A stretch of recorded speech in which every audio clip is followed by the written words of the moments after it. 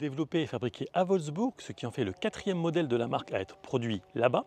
Il se place entre le Tiguan et le Touareg. Bonjour et bienvenue sur Testcars pour l'essai du tout nouveau Volkswagen Tayron. Si on parle base technique, il reprend la plateforme modulaire à moteur transversal MQB Evo.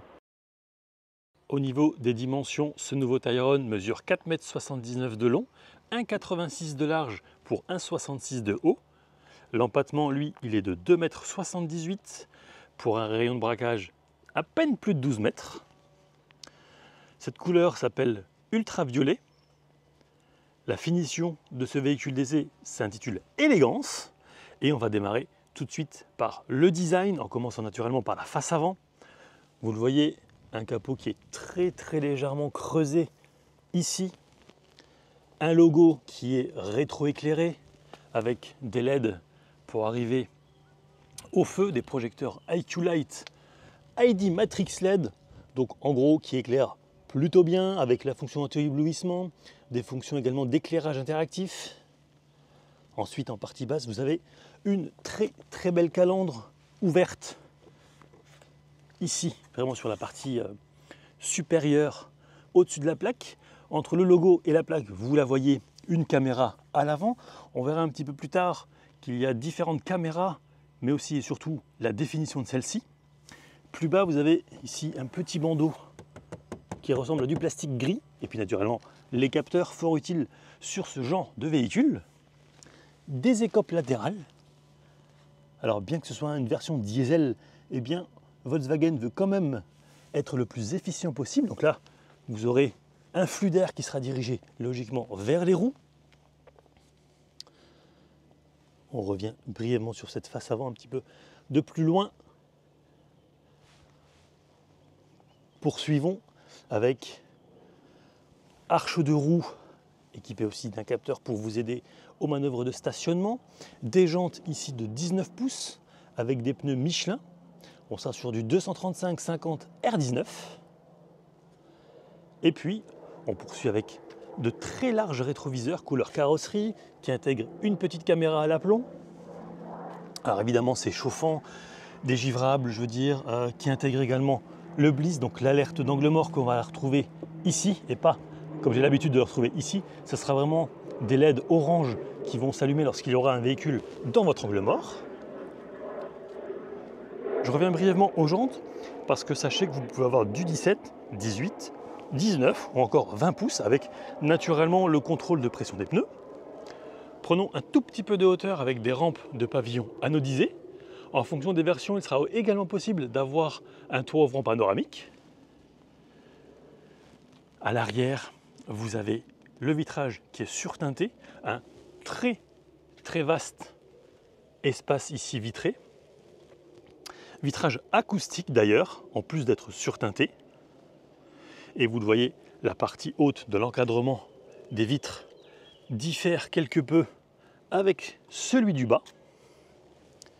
Donc vous avez simplement la marque qui est reprise ici sur le montant, rien d'autre. Et puis vous le voyez, la partie arrière est quand même assez vaste puisque c'est un véhicule que vous pouvez avoir en 5 ou 7 places. Antenne requin, le 3e feu stop naturellement. La présence d'un essuie-glace, c'est toujours le bienvenu. Une vitre arrière assez verticale qui promet donc une excellente rétrovision. Et puis, je trouve, à titre personnel, de très belles optiques. De nouveau, ce logo rétroéclairé. J'adore la couleur, franchement, ça lui va, je trouve, à ravir. Et surtout, ça change du blanc, du gris ou du noir.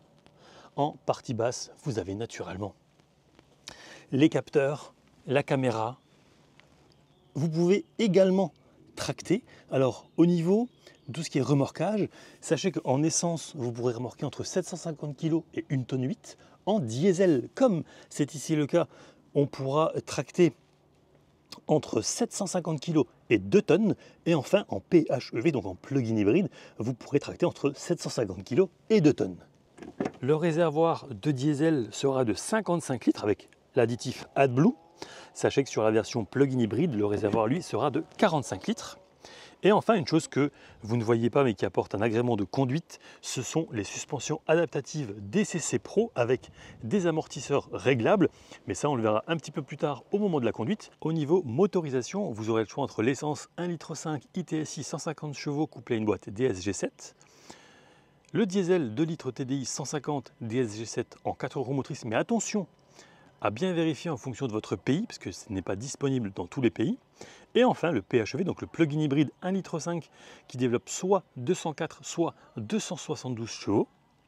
Donc là, le plus gros intérêt, c'est vraiment d'avoir une autonomie en tout électrique de plus de 100 km grâce à une batterie d'une capacité de 19,7 kWh en valeur nette qui peut se recharger rapidement en l'espace d'une petite demi-heure entre 10 et 80% avec du courant continu à 50 kW, avec du courant alternatif à 11 kW, comptez 2h30 pour passer de 0 à une batterie pleine. Alors lorsque l'on pénètre au sein de l'habitacle, première chose, vous voyez en partie haute de la portière, c'est plutôt bien fini.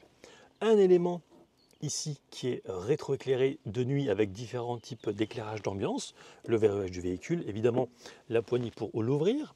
Vous avez le réglage des rétros chauffants et rabattables électriquement, naturellement les 4 vitres électriques, la sécurité enfant, une large poignée, d'ailleurs la portière est quand même, je trouve, assez lourde. Vous avez ce qu'il faut pour ouvrir le coffre, naturellement, le haillon électrique, un petit espace. J'aurais peut-être aimé un truc un peu plus large. En partie basse, c'est du plastique, mais c'est tout à fait normal. Une partie du système audio. Vous le voyez ici, vous avez la finition sur le petit seuil de porte. Et puis, ici, vous avez une sellerie microfibre art velours. Donc c'est tout doux. Vous pouvez aussi optimiser un petit peu votre confort grâce à cette extension. Alors, les sièges sont à réglage manuel, pour autant, ils sont chauffants, ventilés et massants. Alors, toutes les commandes vont naturellement se trouver au sein de l'écran central, on verra un petit peu plus tard, mais surtout, vous avez des sièges ergo active, donc vraiment avec ce qu'il faut pour vous maintenir plus que convenablement. C'est vraiment moelleux, enfin bref, confort, 5 étoiles à bord. Je reviens brièvement sur la partie haut-parleurs avec 8 haut-parleurs répartis au sein de l'habitacle. DSG7 signifie que c'est une boîte à double embrayage et 7 rapports, donc boîte automatique naturellement. Un premier petit rangement, la commande des phares avec naturellement l'anti-brouillard arrière. On va principalement laisser les feux en automatique. Ici, on est également sur la même finition que les portières. Ici, vous avez une planche de bord avec du vrai bois, un écran que l'on va découvrir dans un instant, un volant réglable en hauteur et en profondeur manuellement. Ceux qui roulent en Volkswagen le savent, ici on sera sur l'essuie-glace et le produit à l'arrière, les feux naturellement. Les commandes du volant multifonction côté gauche, ce sera pour le régulateur de vitesse adaptatif, le limiteur et le son au sein de l'habitacle. Côté droit, on sera plus sur le volant chauffant, différents types d'affichage sur cet écran qui est là, et puis la navigation dans les menus, la commande vocale également, changer de piste ou de radio. Vous avez aussi des palettes à l'arrière de ce volant. Bon, concrètement, sur une version diesel, je vois pas trop l'utilité, mais soit, c'est quand même là. Ici, vous avez le sélecteur de vitesse, avec, lorsque vous appuyez ici, le frein de parking, donc vraiment le mode P. Et alors justement, on va désormais grimper à l'intérieur. Voilà. Je vais naturellement me reculer au max. Vous voyez ici que le système audio est signé Harman Kardon, ce qui en général est plutôt bon signe quant à la qualité. On met le véhicule sous tension. Voilà. Donc là, concrètement, vous avez un tableau de bord de 10 pouces avec sur cette version l'affichage tête haute. Donc avec typiquement la vitesse à laquelle vous êtes et la vitesse maximale. Ensuite, ici, vous avez donc plusieurs types d'affichage. Vous le voyez, par exemple, la consommation. Ici, vous aurez la vitesse, le véhicule aussi, toujours au centre. Et puis, vous pouvez choisir avec cette commande ici, l'affichage du rapport, la vitesse. On ferme ce menu. Et en fonction de l'affichage que vous aurez choisi, vous aurez des informations liées à votre trajet, à la navigation. Ça, c'est très pratique. Ça vous évite vraiment de quitter les yeux de la route et limite même de ne pas utiliser cet écran. Donc, au niveau prise en main du volant, vraiment, c'est absolument impeccable. Vous avez ici, au choix, alors je vais démarrer la voiture quand même parce que la batterie n'est pas forcément en très bonne forme et j'ai pas envie de rester là. Donc ici, vous aurez le choix entre deux écrans, 12,9 pouces ou 15 pouces, comme c'est ici le cas, c'est vraiment, vraiment grand. Donc évidemment, c'est un écran compatible Apple CarPlay, Android Auto, enfin un système compatible Apple CarPlay et Android Auto. Vous avez une navigation qui est juste gigantesque. Un poil perfectible, un poil peut-être un petit peu en retard sur certaines indications. Ici, vous aurez les favoris du véhicule. Donc par exemple, on peut choisir de ne pas activer l'affichage tête haute. La position, ça c'est vraiment pratique parce que vous pouvez gérer par exemple le fait qu'il soit plus bas, un petit peu sur la droite, un petit peu sur la gauche. Enfin vraiment, c'est top. On va revenir ici, voilà. On remet à zéro les informations de trip. Auto-hold, ça c'est bien si vous êtes en pente par exemple, ça évite au véhicule de reculer. Bon, naturellement, on peut aussi enlever l'anti-patinage. Ensuite, hop, on va revenir ici. Alors j'aurais dû peut-être, je vais le remettre, voilà, je vais l'activer celui-ci. Donc, hop, menu favori que vous pouvez mettre en grand avec par exemple l'éclairage confort que l'on peut paramétrer. Ça c'est fort pratique si vous rentrez chez vous et qu'il n'y a pas d'éclairage. La pression des pneus, je le rappelle, se fait à froid. On peut même choisir un petit peu si le véhicule est plein et si le coffre est plein ou pas. Les rétros, bon là c'est simple, l'abaissement en marche arrière principalement du rétro de droite. Ensuite l'éclairage route, voilà. On peut choisir également d'avoir par exemple les feux directionnels. Moi je les ai donc autant les utiliser. Au sein de l'habitacle, donc l'affichage tête haute, vous l'avez vu.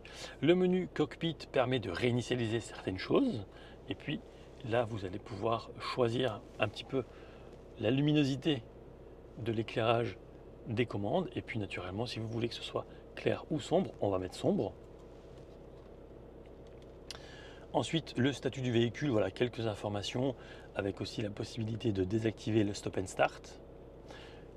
L'autonomie restante et puis encore quelques informations liées au dernier parcours. Bon là évidemment on a fait 1 km, on est à plus de 30 litres, c'est tout à fait normal en statique. Ensuite, parking, donc là ça va vous aider grâce au capteur. Alors concernant les caméras, franchement la qualité pourrait être largement améliorée. Ici on est sur la caméra avant, grand angle, avec un angle beaucoup plus classique et les lignes de guidage. La vue drone est vraiment top. On peut aussi choisir d'activer ou pas le son des capteurs. Et lorsque j'enclenche la marche arrière, voilà ce qu'on voit. Donc avec de nouveau ces lignes de guidage. Mais là, vraiment, la qualité est à revoir. Grand angle aussi, donc c'est fort pratique malgré tout. Ensuite, vous avez les différentes aides à la conduite qui sont vraiment pléthoriques. Donc le maintien de voie, l'alerte de vitesse et alerte de fatigue. Je dirais que c'est en général les deux paramètres qu'on peut facilement désactiver. L'assistance de freinage d'urgence, le régulateur de vitesse adaptatif. Le système d'aide à l'éco-conduite, c'est pas mal aussi. L'assistant de changement de voie. Et vous avez même dans certains cas le véhicule qui va biper et qui va aussi avoir une alerte, un signal visuel dès lors que vous essayez d'ouvrir la portière et qu'il y a quelqu'un qui arrive dans votre angle mort, donc à l'arrêt. Les différents modes de conduite, donc éco, confort, sport, individuel, off-road et snow, ça va jouer notamment sur la réactivité de l'accélérateur, la clim et la direction, mais pas seulement, parce que je rappelle que c'est un châssis adaptatif. Donc si vous voulez paramétrer certaines choses, vous allez sur individuel, voilà. Et là, c'est vraiment le type de châssis que l'on veut, plus confortable ou plus ferme, donc plus sport. Transmission intégrale, je le rappelle que c'est un véhicule 4x4. Donc on va pouvoir gérer quand même pas mal de choses, de plus en plus d'ailleurs. Ensuite, donc les modes de conduite, atmosphère, ce sera principalement l'éclairage d'ambiance que vous allez aussi pouvoir choisir directement depuis cette commande. Vous le voyez ici par exemple, c'est tactile, donc hop, on va prendre un tout petit peu de hauteur, voilà. on peut gérer les modes de conduite et les différentes atmosphères. À savoir que cette commande ici vous permet également de gérer le volume, donc simplement en appuyant dessus et puis en augmentant ou en diminuant naturellement. On va revenir à cet écran avec ici la navigation intégrée qu'on a déjà vue il y a un instant. Moi je veux mettre par exemple les tourettes, démarrage. Voilà, au niveau réactivité, absolument rien à dire. Différentes vues naturellement. Ici, on aura les stations-service les plus proches. Voilà. Donc c'est assez réactif, mais comme je vous l'ai dit il y a un instant, certaines choses pourraient être améliorées en termes de réactivité au niveau de la navigation lorsqu'elle est enclenchée. Les différentes sources sonores, donc évidemment la radio ou encore le téléphone en Bluetooth. Ici, vous avez un raccourci vers la clim, le son, tonalité. Donc là, on va pouvoir choisir aigu, grave, où est-ce qu'on souhaite mettre le focus du son, ou encore les différents volumes, notamment d'adapter la musique, en tout cas le volume à la vitesse. Stopper le guidage, on arrête la navigation. Ensuite, voilà les favoris, astuces, aide, on peut aussi évidemment choisir la luminosité.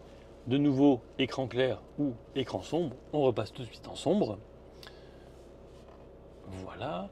Et puis, en partie basse, vous avez naturellement la température que vous pouvez aussi choisir de façon tactile grâce à cette commande. Sièges, je le rappelle, qui sont chauffants, massants, que ce soit pour le conducteur comme pour le passager. Moi, je vais enlever la clim.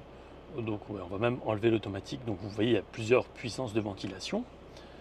Ici, donc, ce sont les sièges sur 3 niveaux. Le menu, on va dire, principal qui permet de splitter l'écran, qui permet de diviser l'écran en 3.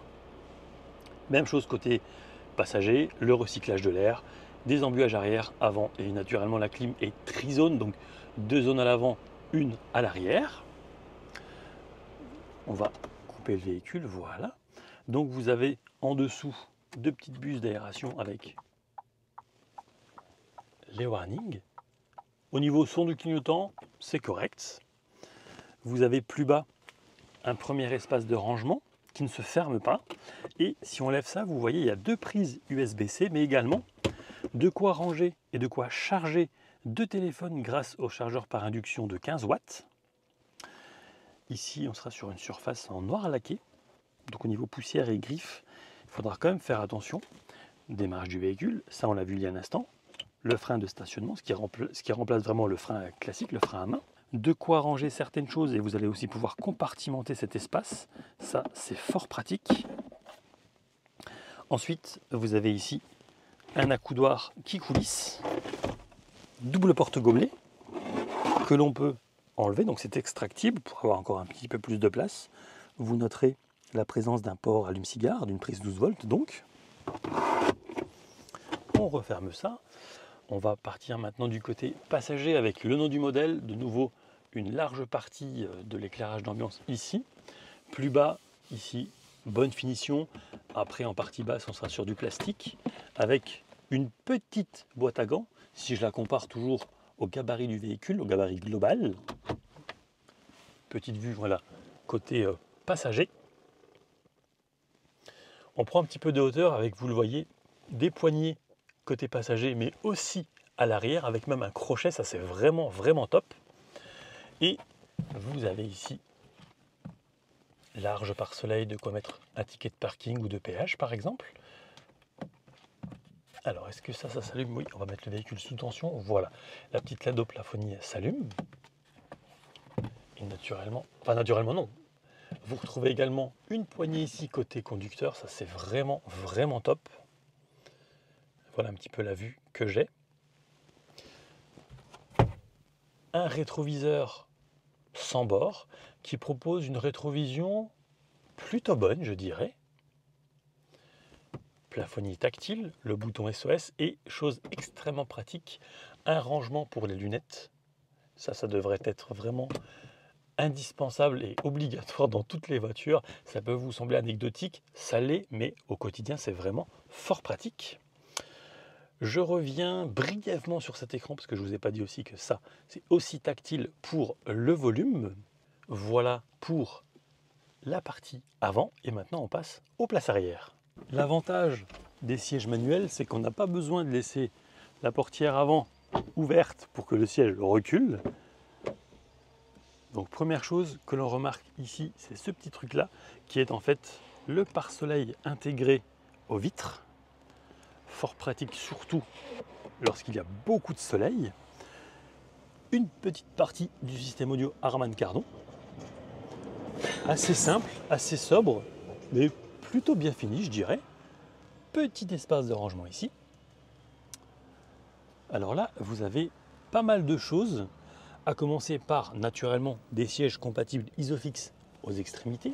Vous l'avez vu il y a un instant, je vous ai parlé des poignées avec le petit crochet pour mettre par exemple un cintre. Vous voyez aussi les lumières de plafonnier tactiles à l'arrière. Hop, voilà. Ensuite, vous avez au dos ici deux petites poches séparées par une couture. Donc là, on pourra typiquement mettre un smartphone. Alors là, j'ai pas le mien. On va essayer de mettre un paquet de mouchoirs. Bon, évidemment, ça va passer sans problème. Ensuite, en partie basse, vous avez une poche aumônière. Ça, c'est bien parce qu'elle n'est pas... En fait, on peut mettre, je pense, pas mal de choses dans le sens où elle peut s'ouvrir peut-être beaucoup plus largement que d'autres. Poursuivons avec la ventilation. Les sièges également chauffants aux extrémités à l'arrière. Juste en dessous, deux prises USB-C. Un large tunnel de transmission. On va voir un petit peu ce que ça donne une fois qu'on sera installé au milieu. Au milieu d'ailleurs, vous retrouvez de façon assez classique un accoudoir avec un double porte-gobelet. Il faudra peut-être pas mettre, enfin il faudra pas être brusque avec, évidemment. Attention si vous avez des enfants en bas âge. Alors, hop, voilà, le tour est joué. Très facile. Ici, vous avez un appui-tête, pas un accoudoir extrêmement moelleux. Ici, ce sera un petit peu plus ferme. Et puis évidemment, ici, très moelleux. Alors, il y a une particularité aussi sur cette voiture, c'est que vous avez la banquette. Hop, je vais vous montrer. Ici, voilà, vous avez la banquette qui est coulissante. Alors, je ne sais pas si ce sera facile de la faire coulisser avec une seule main. Non, pas du tout. Alors, on va essayer cette partie du siège indépendant. Ah, c'est vraiment pas évident. Ah voilà.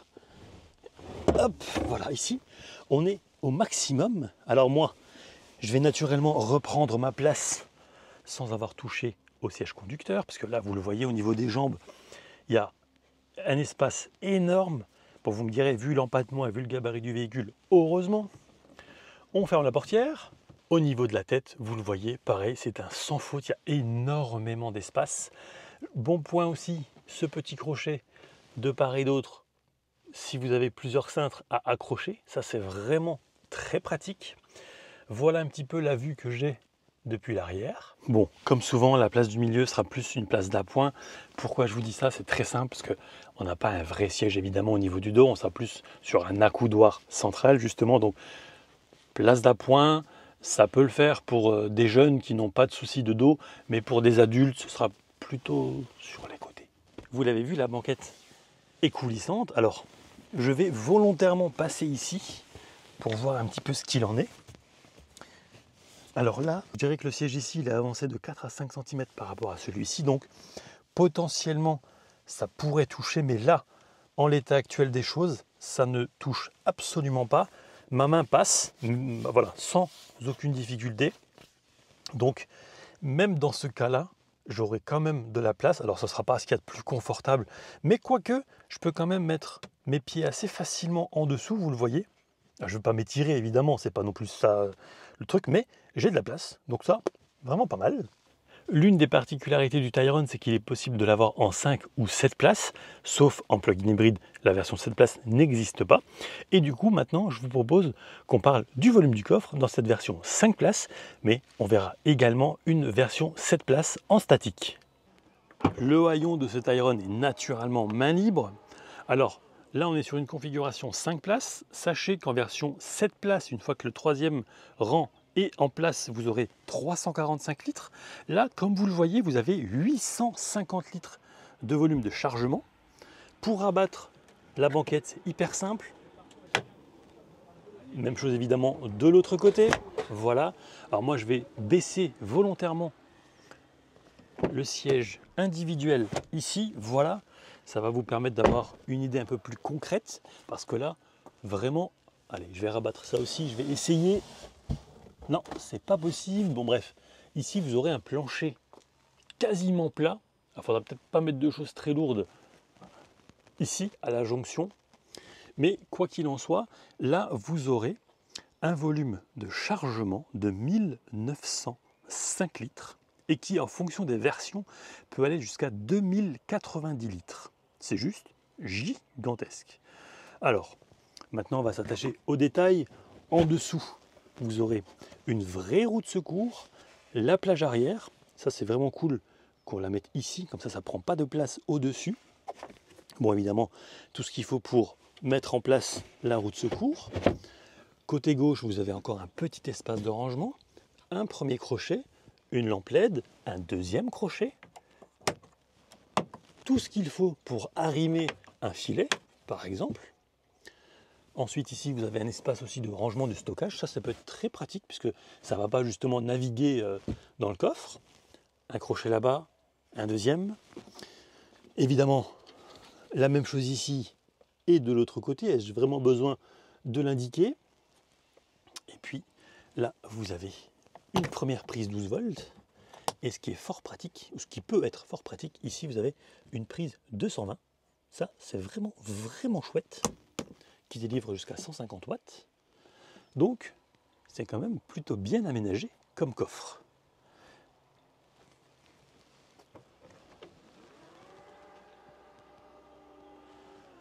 On va maintenant voir un petit peu ce qu'il en est de la ceinture lorsque l'on remet les sièges en place. Alors, je pense qu'il faut... Voilà. D'abord, on tire sur cette languette, ça déverrouille la banquette. Hop. Donc là, rien à dire, les ceintures sont sur le côté. Et je pense, logiquement, oui, c'est très joli, que de l'autre côté, c'est pareil. Donc on va, hop, voilà, comme une amorce. Voilà. Et bien c'est nickel, la ceinture ne se coince pas à l'arrière. Sur cette version 7 places, vous avez évidemment la banquette qui est coulissante, qui est d'ailleurs inclinable sur plusieurs positions. Je vais la remettre dans sa position, on va dire, d'origine. Ici, on tire, ça la rabat très très facilement. Vous pouvez également, pour optimiser l'accès au troisième rang, avancer quelque peu cette banquette. Voilà, voilà qui est fait. Donc, voilà un petit peu ce que ça donne. Moi, j'ai vérifié juste que je vais pouvoir rabattre, en tout cas remettre dans sa position d'origine cette seconde rangée. L'accès, franchement, facile. Le pied droit, hop, vraiment, l'accessibilité au rang 3, rien à dire. C'est vraiment facile. Alors maintenant, hop, on rabat ça. Eh bien, ça passe. Évidemment, là, les personnes qui seront en deuxième rang seront un peu droites au niveau du dos. Voilà. Je ne vais pas faire beaucoup plus, en tout cas, je ne vais pas faire beaucoup mieux. Je suis en train d'essayer de sortir, voilà, ici l'appui-tête. Donc, concrètement, c'est peut-être à peu près, voilà. Concrètement, ici, vous le voyez, au niveau des jambes, ça va frotter un petit peu. Et je ne suis pas au max. Si je suis au max, je pense que... Ah, quoique si. Au niveau inclinaison, si. Au niveau de la place qu'il me reste aux jambes, si j'étais à la seconde rangée, voilà ce que ça donne. C'est tout à fait logique, hein, c'est cohérent. Et hop, allez, voilà. Au niveau de la tête, bon, il me reste à peu près ça. Donc, ça passe sans aucune difficulté. Alors, clairement, ce sera du 5+2 en ce sens où, et de façon classique sur ce genre de véhicule, ce seront plus des places d'appoint, des places pour les enfants. C'est tout à fait normal. Alors, quelques petites choses aussi quand même. Ici, vous avez de nouveau des lumières de plafonnier. Et puis, les ceintures, évidemment, qui se prennent juste ici. Bon, je ne vais pas insister plus parce que je ne suis pas très bien installé au niveau du bras et de la main. Mais, hop, voilà. Là, vous le voyez quand même beaucoup mieux. Il y a même un petit dessin pour vous expliquer comment faire. Bref, on ne peut pas se tromper. Et maintenant, on va voir si on sort ou si on s'extrait du Tayron. Alors, pour ce faire, hyper simple, on lève ici. La banquette coulisse, comme vous le voyez, donc ça c'est vraiment bien. Alors je prends appui avec ma main droite ici, ça ne bougera pas, sauf peut-être vers moi, mais je pense pas. Hop, le pied droit ici, le pied gauche qui suit. Bon, vraiment, c'est entre une sortie de véhicule et une extraction, mais ça a été relativement simple. J'ai vu nettement pire chez des concurrents. Et je vous propose maintenant qu'on passe à la conduite. On change de mode, désormais on passe en mode off-road. À savoir que vous pouvez aussi valider ça directement sur ce petit écran. Vous pourrez même faire du tout chemin avec ce Tayron. Alors clairement il n'est pas destiné à ça, hein, donc du tout. C'est pas un Touareg, mais c'est quand même largement faisable.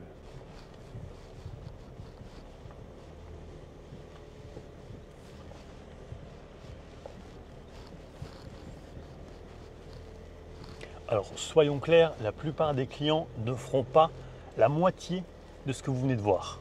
Alors dès lors que l'on s'installe au volant de ce Tayron, première chose vraiment que l'on remarque qui est assez notable, c'est le confort des sièges. Bien que non électrique, franchement on est super bien maintenu.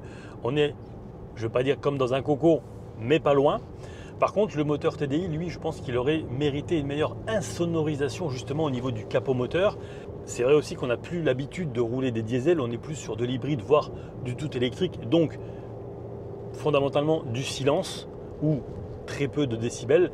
Et là, c'est vrai que de retrouver ce genre de bruit, on n'a plus l'habitude. Alors, au niveau agrément de conduite, clairement, on n'est pas du tout sur un SUV sportif. Avec 150 chevaux, de toute façon, et au regard de la masse, c'est impossible. On sera plus sur un véhicule polyvalent, au design consensuel, mais qui fait quand même bien le taf, bien le travail, ça fait le job. Il s'inscrit dans la continuité de Tiguan et Touareg, donc c'est tout à fait logique. Par contre, moi, ce que j'aime beaucoup, c'est tout ce qui est feu avant et arrière. Vous allez me dire, c'est du détail. Oui, c'est vrai, mais la signature lumineuse est quand même importante sur un véhicule. Alors, l'étagement de la boîte aussi, en mode normal, voilà, ça mériterait une petite calibration supplémentaire, une meilleure calibration. Alors là, je profite qu'il y ait personne devant. On va se mettre en mode sport. On est à 30 km/h, gaz en grand. 65, 72, 77 et 83. Alors là, je vais demander au caméraman de bien tenir la caméra parce qu'on va faire un 80-0. Tu es prêt? Oui. Personne derrière. Et alors 79, 80. Qu'est-ce que t'en penses? Je trouve plutôt efficace. Hein. Ça freine bien. Hein. Ça freine vraiment bien. Donc globalement, en dehors du freinage, vous aurez compris qu'il est efficace. C'est vraiment un véhicule avec lequel on va rouler de façon, je dirais, pépère, de façon tranquille. De toute façon, dès lors que l'on enchaîne les virages assez rapidement, on se rend compte qu'il faut vraiment lever le pied. Voilà. Mais c'est tout à fait logique, c'est cohérent, c'est pas un véhicule avec lequel vous allez vouloir aller vite. Non, c'est plutôt un véhicule voilà, qu'on va rouler en bon père de famille, tranquille, qui va vous emmener d'un point A à un point B avec pas mal d'autonomie. Parce que là, concrètement, bon, quand on ne fait pas les imbéciles, on est entre 7 et 8 litres, je dirais, au 100. Donc, c'est un score plus qu'honorable qui devrait également baisser si vous faites que de l'autoroute avec le régulateur de vitesse adaptatif. En termes de visibilité, à l'avant, c'est impeccable. Les montants ne sont pas trop épais, donc ça, c'est un bon point. À améliorer, comme je vous l'ai déjà dit, la qualité des caméras qui sont quand même là pour un système global à 360 degrés. Au niveau des suspensions, c'est plutôt bien. D'ailleurs, vous l'avez vu, on peut régler le châssis sur plusieurs positions. Donc, c'est bien aussi qu'on ait la possibilité, en fonction notamment de la charge, si par exemple vous avez des enfants à l'arrière, ou des bagages, le poids du véhicule ne sera pas le même. Donc ça c'est bien, on peut facilement accéder au DCC, donc à l'amortissement.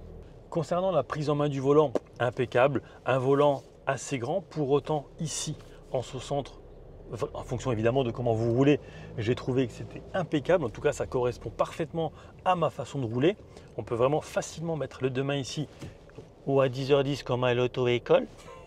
Ensuite, tout ce qui est instrumentation, facile, légèrement orienté conducteur. Bon, ici, on est plus sur un grand iPad, mais vraiment orienté conducteur. Donc, c'est Niveau lisibilité, il n'y a pas grand chose à redire. Ce Tayron est disponible en 5 coloris et 6 finitions. Ce qui est vraiment chouette, c'est que Volkswagen propose au même prix les versions 5 et 7 places, en fonction naturellement de vos besoins. Il démarre à 51 900 € en finition Life Plus. Cette finition élégance démarre autour des 55 300 € si je ne me trompe pas. Et les tarifs grimpent jusqu'à 61 900 € en finition Airline exclusive pour vraiment avoir le top de gamme. Et on va terminer cette séquence avec quelques virolos plutôt bien prononcés. Alors évidemment, ça enchaîne les virages sans trop sourciller, mais vraiment, j'irai pas forcément beaucoup plus vite. Bon, déjà pour des raisons légales, et puis parce qu'encore une fois, le véhicule n'aspire pas à une conduite sportive, loin de là.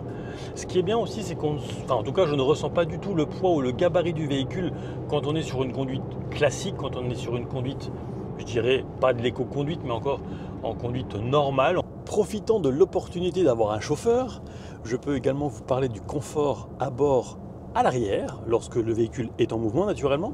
Donc concrètement, après une bonne grosse dizaine de kilomètres à l'arrière, sur des droites, gauches, montées, descentes, bref, à 80 km/h maximum, eh bien, le confort à l'arrière est bien présent. Vous l'avez vu en statique, il y a énormément de place, que ce soit pour les jambes ou encore pour la tête, mais vraiment on est super bien installé.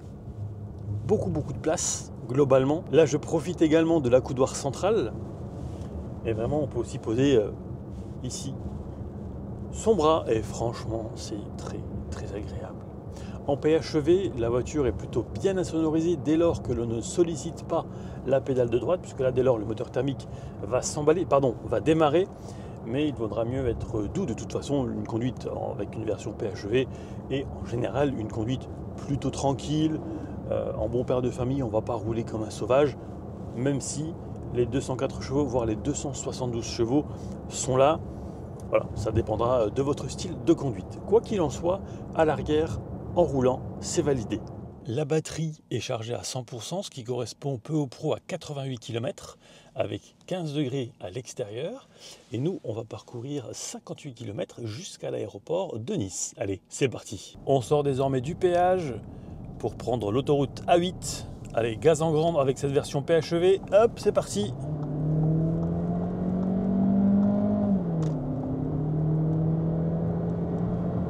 Et voilà, nous sommes arrivés à 110. Donc là, on va stabiliser le véhicule avec le régulateur de vitesse, naturellement adaptatif. On va mettre... oui, là, c'est bien.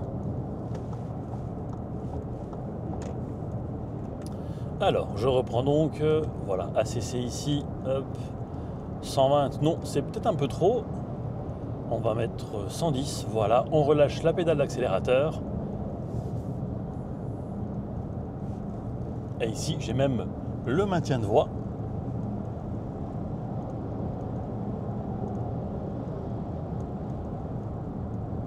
Que l'on retrouve également dans l'affichage tête haute. Donc j'ai une première indication, veuillez conduire au milieu de la voie. Alors c'est vrai que le véhicule est quand même un peu à gauche, je trouve. On va le laisser continuer comme ça. Bon, je vais éviter de me prendre le camion, hein. On va éviter de se prendre le camion, donc forcément je reprends la main.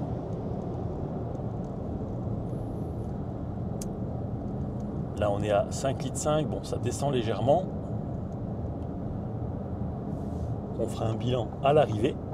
On va faire un test de bruit au volant de cette PHEV en mode hybride. Donc là, c'est vraiment le véhicule qui va décider de démarrer le moteur thermique ou pas en fonction des besoins en fait.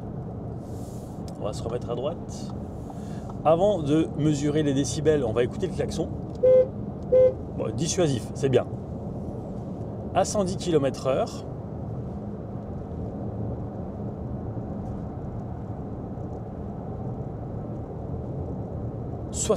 Entre 63 et 64 décibels. Et vous voyez en fait sur cet écran, à gauche ici il y a le power, et dès qu'on est un petit peu en descente, vous le voyez ici, la jauge verte augmente un petit peu puisqu'on est en phase de charge. En fait on recharge quelque peu la batterie. Et on voit l'autonomie restante évidemment ici, donc 420 km en essence, 79 en électrique. On peut, comme sur la version diesel, évidemment avoir d'autres informations. L'intérêt d'une PHEV, c'est vraiment de pouvoir consommer moins, de rouler le plus souvent en électrique. Et ça s'adresse clairement à des gens qui peuvent et ont la possibilité de se recharger, que ce soit au travail et ou à domicile naturellement. Sinon, l'embonpoint, la prise de poids générée par la batterie ne sert strictement à rien si vous ne pouvez pas la recharger. C'est comme transporter un poids mort et en fait vous allez surconsommer et ne pas du tout profiter du système plug-in hybride. À savoir que ce Tayron est compatible avec la charge rapide, donc vous pouvez passer de 10 à 80% en une petite demi-heure seulement et compter 2h30 de 0 à une batterie pleine sur du courant à 11 kW. À savoir que le régulateur de vitesse adaptatif l'est sur 5 niveaux. Alors ici, je suis naturellement avec le régulateur de vitesse adaptatif activé. Et ce qui est vraiment bien, c'est que vous avez la fonction Stop and Go. Donc là, concrètement, vous le voyez, mes pieds sont là, je ne fais absolument rien. Le véhicule va ralentir, s'arrêter automatiquement. J'ai un message qui était en bas qui me disait l'ACC est opérationnel. Et le véhicule, de nouveau, repart sans que je ne fasse quoi que ce soit. Et vraiment, dans le trafic, c'est un confort. Que ce soit le matin, vous n'ayez pas encore les yeux en face des trous, ou le soir, après une dure journée de travail, franchement, ça, c'est génial. Je vais vous remontrer le message qui devrait s'afficher, ou pas, parce qu'on était, pas arrêté assez longtemps. Mais vraiment, c'est reposant en fait, vraiment reposant. Ah, là, ça devrait le faire. Oui, l'ACC est opérationnel. Voilà, on ne fait rien. Alors, je ne sais pas s'il y a un temps donné après lequel il faut quand même reprendre la main, mais c'est vraiment bien parce que là, on est plus que sur du 2 secondes. Ouais, les concurrents font souvent 2 secondes. Voilà, même l'affichage, 90 km/h devant. Ah, c'est vraiment bien. C'est du confort, encore une fois, je le répète, c'est pas indispensable, mais ça peut être sympa, encore une fois, le matin ou le soir, voire les deux. Nous voici arrivés à l'aéroport de Nice, Côte d'Azur, avec une consommation mixte d'1,8 litre au 100. Au niveau batterie, il nous reste 45%, soit 52 km, conso de 17,1 kWh au 100, et il nous reste un total de 472 km d'autonomie. Alors en conclusion, qu'est-ce que j'ai pensé de ce nouveau Volkswagen Tayron? Alors au niveau du look, tout d'abord, vous avez le choix entre un design un peu plus sportif en finition Airline ou élégance, un peu plus, je veux dire, passe-partout. Le design global du véhicule se situe, je le rappelle, entre le Tiguan et le Touareg. Donc on est sur des formes de SUV consensuelles, on ne va pas se retourner derrière, mais pour autant, Volkswagen propose une alternative entre les deux SUV cités précédemment. Et surtout, vous aurez le choix entre plusieurs motorisations, que ce soit en essence, en hybride, en diesel ou même en plug-in hybride. Donc ça vraiment, il y a palette de choix, palette de motorisation, de coloris, de jantes, de finition évidemment. Donc ça va permettre de répondre et de couvrir un panel assez large de clients. Ensuite, une fois qu'on est au volant, qui d'ailleurs propose un excellent maintien, une excellente prise en main, les sièges également maintiennent très bien. Il n'y a pas forcément de cuir ou même de fonction électrique, mais même les sièges recouverts par exemple de tissu, eh bien, ils sont chauffants, massants, ventilés. Donc ça, vraiment au niveau confort, c'est 5 étoiles. Le maintien, que ce soit au niveau des lombaires, latérales ou dorsales, impeccable. On peut même étendre un petit peu la surface pour qu'on soit plus reposé, notamment sur les longs trajets, au niveau du siège à l'avant. Ensuite, tout ce qui est infodivertissement, le fait que l'écran soit orienté conducteur, c'est un plus. J'aurais bien aimé quand même une meilleure réactivité de la navigation embarquée. Pour pallier à ce problème, c'est très simple, on peut utiliser Apple CarPlay ou Android Auto sans fil. D'ailleurs, au niveau des smartphones, vous avez 2 emplacements pour les charger par induction de 15 watts, donc ça c'est vraiment bien. Et pour en revenir à l'écran et à l'infodivertissement, ce que l'on voit sur cet écran, notamment au niveau de la caméra de recul, franchement, la qualité pourrait être largement améliorée, surtout au regard du prix du véhicule. On est parfois à plus de 60 000 €. Et avoir une qualité de caméra comme celle-ci à l'arrière, juste, c'est pas possible. Donc ça, c'est à améliorer. Ils savent faire, ils peuvent faire, et j'espère qu'ils le feront. Donc à l'avant, vous avez également beaucoup de place, en plus du confort évidemment, notamment grâce à l'appui-tête, l'accoudoir, je dirais coulissant, voilà. À l'arrière, vous avez également beaucoup de place et c'est confortable. Vous l'avez vu, j'ai parcouru entre 15 et 20 km à l'arrière. Vraiment, c'est top, c'est confortable. En plus, encore une fois, d'avoir de la place. Et ce qui est bien aussi, c'est que, je vous le rappelle, Volkswagen propose le Tayron en 5 ou 7 places au même prix. Il n'y a aucune différence. Donc ça, c'est vraiment bien. Ça permet de s'adapter à votre besoin. Alors évidemment, vous ne pouvez pas rajouter la troisième rangée de sièges après votre achat. Donc ça, c'est quelque chose qu'il faudra réfléchir en amont. Mais finalement, pourquoi pas? Parce que vous avez quasiment le même volume de chargement en 5 ou 7 places une fois que la troisième rangée de sièges est rabattue, à quelques litres près, certes. Donc, ça peut vous servir comme place d'appoint au cas où, par exemple, si vous emmenez les enfants au foot et que les amis veulent se joindre à vous, eh bien c'est possible. Alors, c'est un exemple parmi tant d'autres, évidemment. La banquette, vous l'avez vu, une fois qu'elle est rabattue, est quasiment plate, à quelques centimètres près. Donc, il y a quand même beaucoup d'espace de rangement.